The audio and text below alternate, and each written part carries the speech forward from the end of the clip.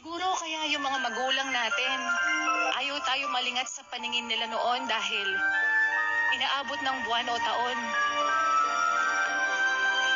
bago ka nila makasama ngayon. Siguro kaya nung bata tayo, pinapatulog tayo sa hapon kasi kapag tumanda ka na, mamamalimos ka na ng tulog at pahinga. Siguro kaya pinapakain tayo ng masustansya noon para sa pagtanda mas malakas nating haharapin yung mga pagsubok ng buhay. Siguro kaya kailangan sabay-sabay kumakain noon.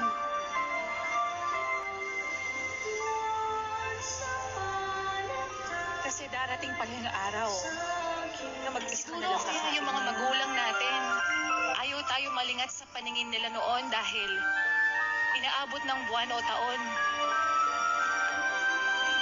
bago ka nila makasama ngayon.